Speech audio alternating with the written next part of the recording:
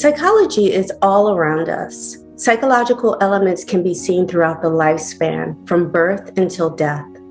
Films are a wonderful tool to explain psychological theory and occurrences in our lives. Characters interact within each frame of film psychological concepts. The films we remember most and view multiple times engage us by capturing the presence of these psychological dynamics in an authentic way. Please join me today, Dr. Catherine Marshall Woods, licensed clinical psychologist and film consultant, and my guest today, Asantewaa Faraji, speaking about her film Daylight on the best psychology of film. Hi, everyone. Today we have a special guest with us today talking about her film Daylight. Asantewaa Faraji is here to discuss from LA. Hi, how are you today? Hi, I'm doing well. Thank you so much for having me. Thank you so much for coming on. I always, whenever I'm working with someone from LA, I'm very cognizant of the time change and differences and how we are so lucky we're able to find time to meet with one another in this capacity. Your film is pretty compelling, specifically for those who are interested in trauma and the human condition of being able to cope and heal. Can you tell us a little bit about it?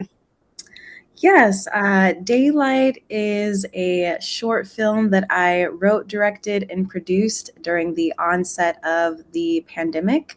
It is unfortunately based on a true story, an incident that happened to me about 10 years ago when I was 19, a sexual assault incident. And it really was my own coping mechanism. It was a way for me to kind of purge the feelings that had, bubbled to the surface. There was really nothing to do and nowhere to go during the pandemic instead of inside ourselves. So I kind of manifested that and turned that into this project. Daylight specifically, however, is about a ballet dancer who copes with traumas of sexual assault during the pandemic and finds her own, manifest destiny, redemption through her own choices. Mm-hmm. Well, luckily we have a bit of a clip to be able to tease our audience with. Why don't they take a look and we'll talk about it on the other side. Bear with us. Thank you so much for calling. Have a fantastic day. Oh.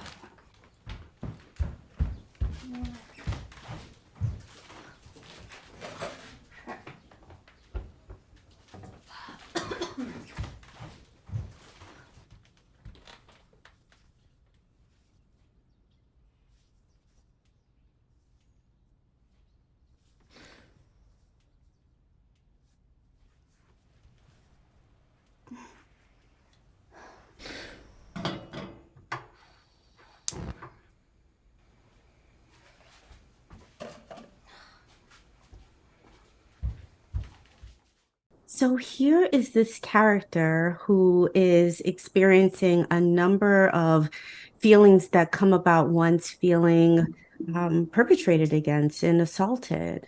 Can you share a little bit about who this character is? I mean, I know that you mentioned that it's reflective of your experience, but who is she within this work? 1 in 5 women in the United States are survivors of sexual assault.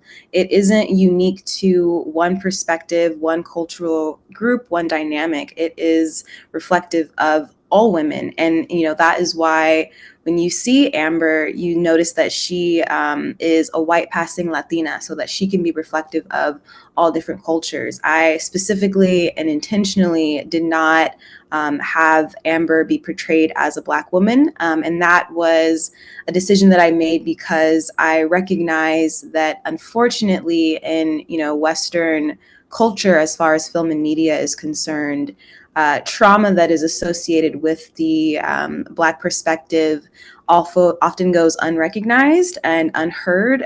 It is easier to disassociate with Black trauma, and I didn't want this to be another Black trauma story. I wanted it to be a story of and about women.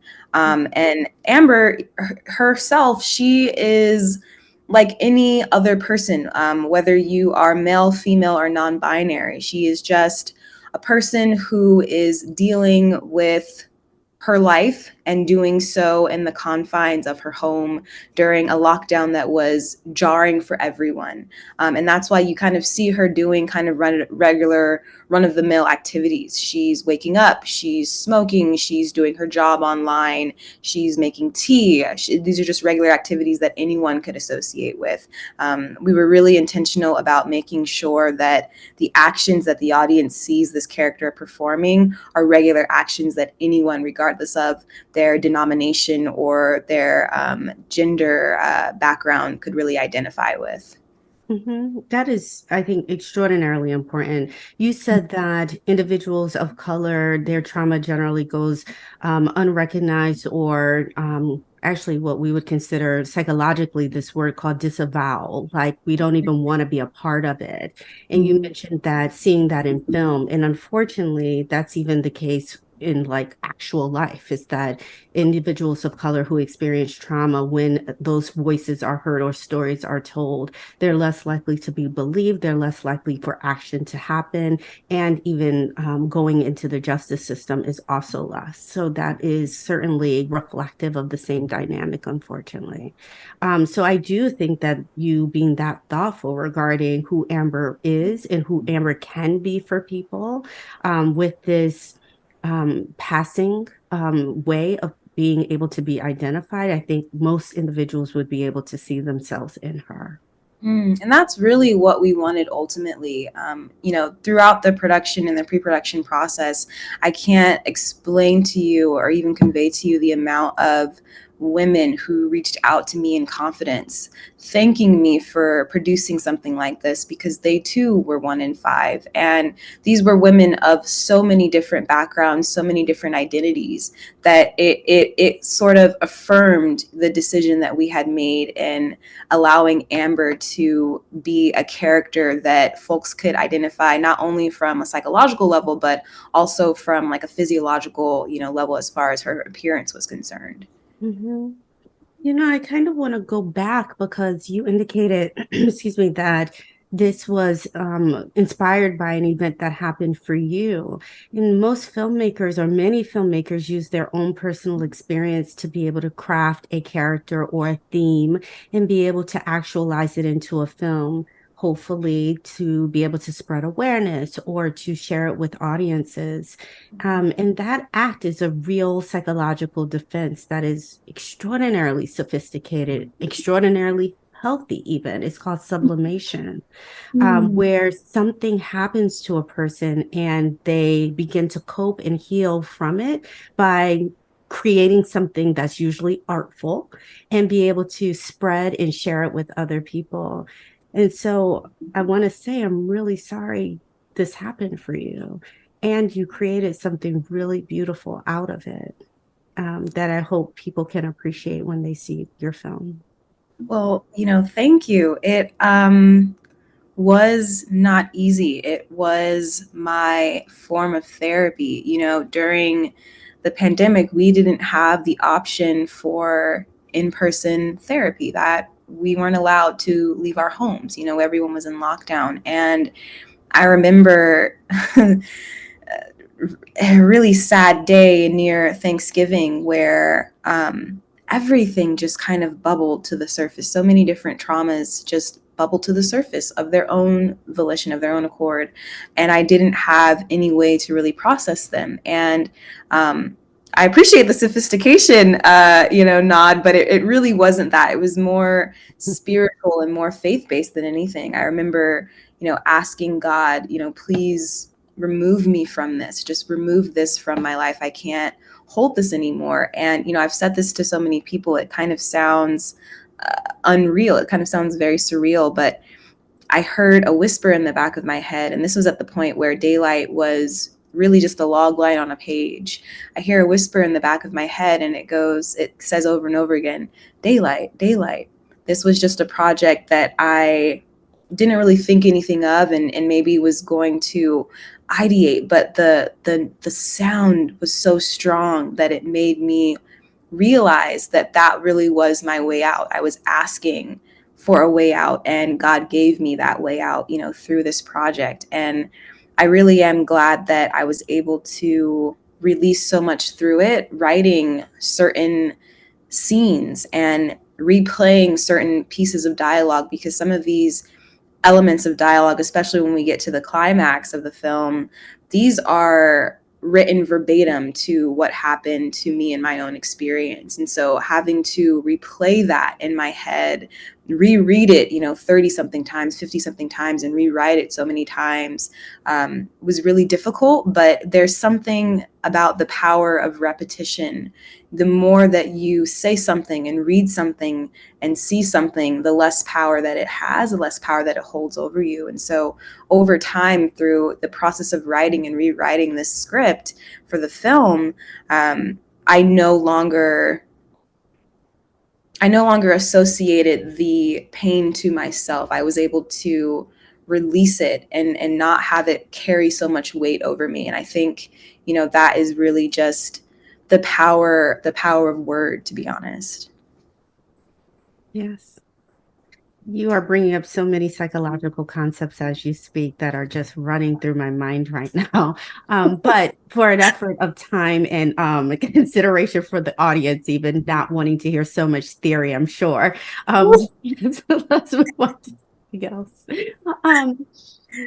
Amber has a very distinct way of being able to show time. It's almost as if for the screener or the audience, it's hard to be able to identify, did this happen a week ago? Did this happen a month ago? Did this happen a year ago? And I think that captures how specific symptoms of trauma work, where someone is experiencing the repetition again and again and again. We would call it intrusion, like intrusive thoughts or intrusive dreams over and over and over again. And it's hard for people to discern, when did this really happen? Because it felt like it happened yesterday, even though it was so long ago. And I wondered what you had in mind. Was it years ago? Was it a day ago? Is this just a way to be able to capture that feeling? It's actually interesting that you would pinpoint that, because that was one of the main themes of the film. It is supposed to be up to the audience's interpretation of what that time lapse looks like for the audience. If the time lapse for the audience, because we really wanted to make sure that anyone who watches this film has the opportunity to relate it to their own personal experience. And so we didn't want to put a specific timeline on it, because then that would segment to only a specific group. And so we wanted to make sure that the time lapse that users or, audience members are witnessing was something that they were able to define for themselves. And just the nature of the trauma itself, a part of the theme in the film is kind of a Groundhog Day experience, where you are reliving the same day over and over again, because that's likely what trauma results in, is you kind of having the same repetitive day that you feel you can't really escape from. And so we really were trying to show that feeling of being stuck by way of this kind of like repetitive nature within that timeline. Well, I know we have to stop for a break, but when we come back, we're going to talk a little more about trauma, because this film is just so rich in being able to show audiences what that process looks like for individuals and the sequelae of symptoms. But also I have some other questions that I'd like to ask as well, if I might.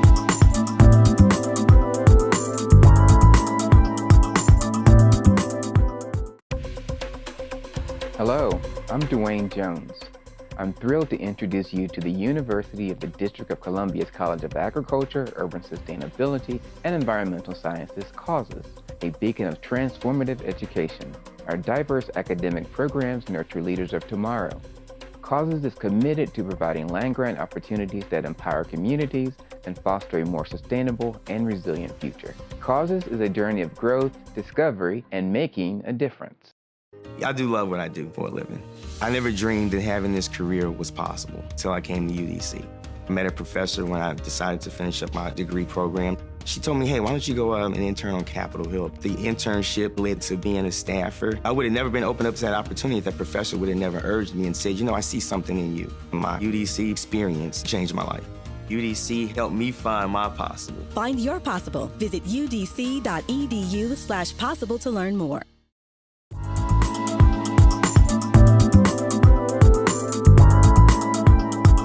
Welcome back. Today we have with us Asantewaa talking about her film, Daylight. Thank you so much for coming on today.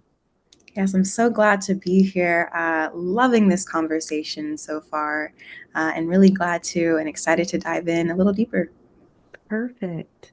So Amber, got to get to this. Amber shows so many symptoms of trauma, and it is some people really wonder about how do they know they've been traumatized, right? And so this film really provides a nice texture of a character who someone could compare their symptoms to and say, if you look or experience something like this, maybe you have been traumatized, and showing symptoms of what we know are PTSD, post-traumatic stress syndrome.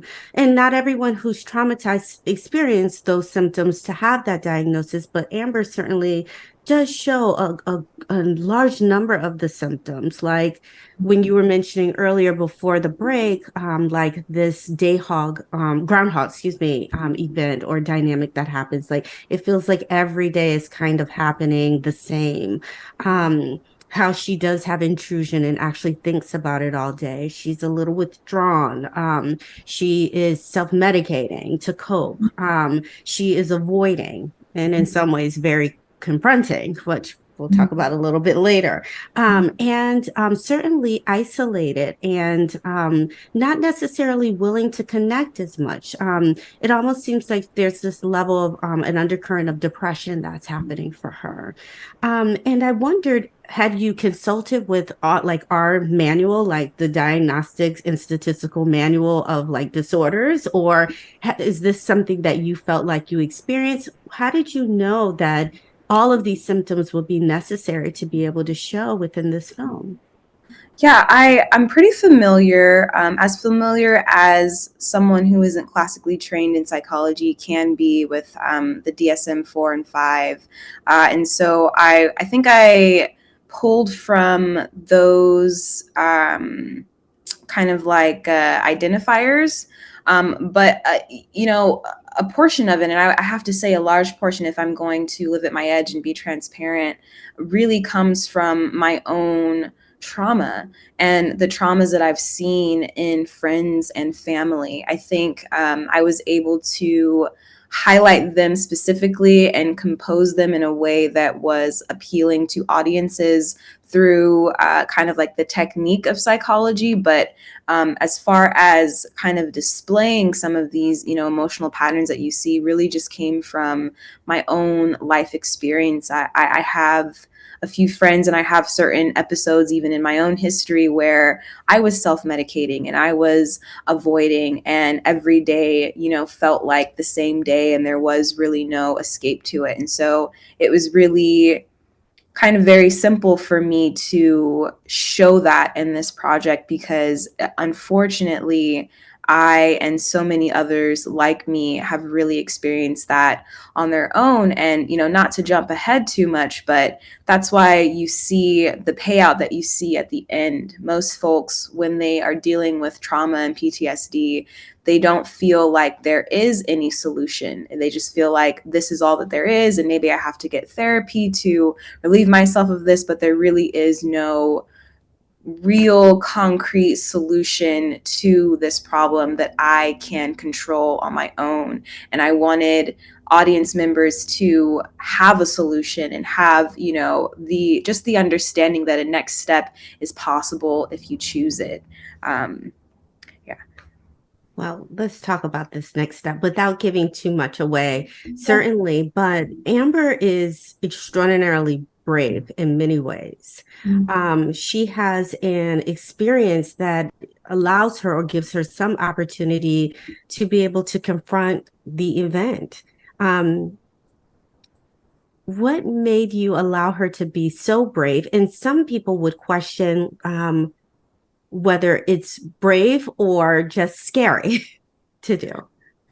I mean, I think it really goes back to giving the audience an alternative perception. The part of me that is a filmmaker and a screenwriter is really heavily, passionate about showing people that they can control their circumstance. I love to insert positivity into film and media because it oftentimes skews negative. And so with Amber, some might say that she's brave, but really, because it is to some degree fictional, she has the opportunity to be brave. She has the opportunity to be that role model.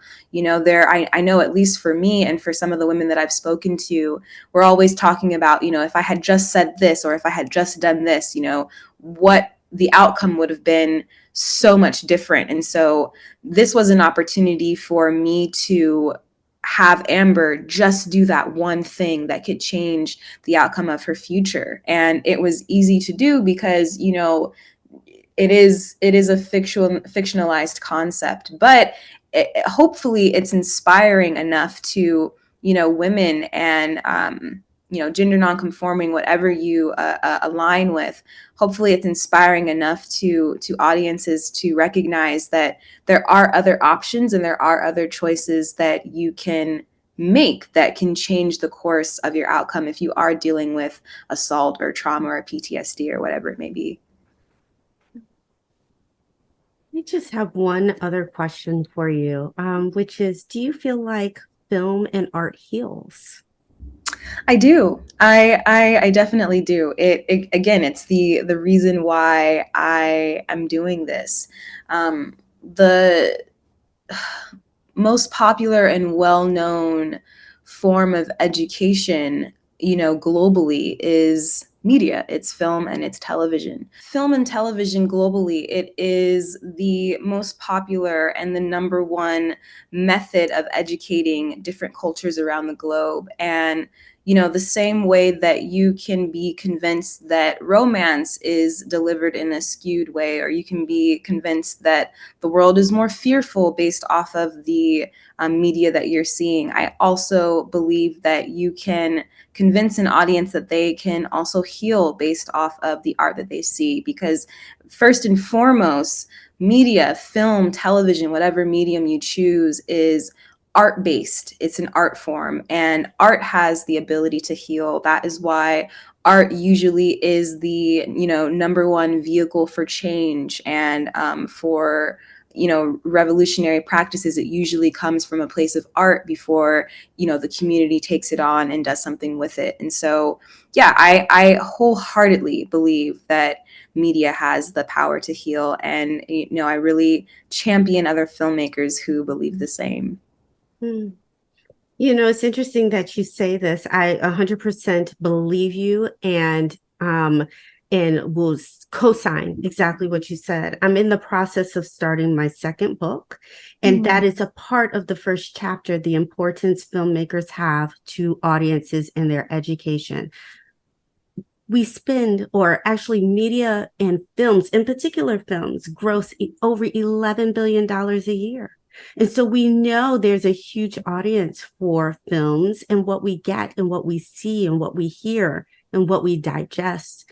And if film is done right, it stays with you. So it becomes a part of us. Mm-hmm. And what you all do educates us significantly about life, about alternatives of life, who we can be, who we might be, who we don't want to be, all of those things. And so you and filmmakers are so important to how we understand who we are. And this is certainly backed in research. Thank you. Thank you for saying that. I think, any filmmaker wants to be affirmed in that. And I think a part of what makes a good filmmaker is the acceptance of that responsibility. And, that's something that I definitely don't take lightly. That is also good to hear. Because it is a huge responsibility. It's a huge responsibility. Well, thank you so much for joining us. I am hopeful that people have an opportunity to see your film. I had the privilege of being able to see it at the DC Black Film Festival. I understand you've been on what we call the film festival circuit. Where has it shown and where will you be? Yes, we have been in the film festival circuit for about 6 months now. We have received official selections both domestically and internationally. Internationally, we were semifinalists at the Paris International Film Festival, Rotterdam International Film Festival, and then locally to Los Angeles, we were accepted as an official selection to the Burbank International Film Festival at AMC, the Show Film Festival at Regal Theaters, Studio City International Film Festival at the Lamel Theater, as well as the Los Angeles International Reel Film Festival. And we will be back again in 2024. That is so exciting. So there are lots of opportunities to hopefully be able to see this film at local film festivals. And if you do have an opportunity to come across Daylight, it is certainly one worth watching. Even if you're curious about trauma, if you feel like you've been traumatized and would like to see a film that you are able to connect to, this is certainly very, very heartwarming and helpful for hopefully audiences to be able to watch. Thank you for your work. Thank you so much for recognizing our work. Thank you. Well, we'll see you next time on Best Psychology in Film. If you'd like to follow me, please get me on Instagram at Psych Minded Media. We'll see you next time. Bye.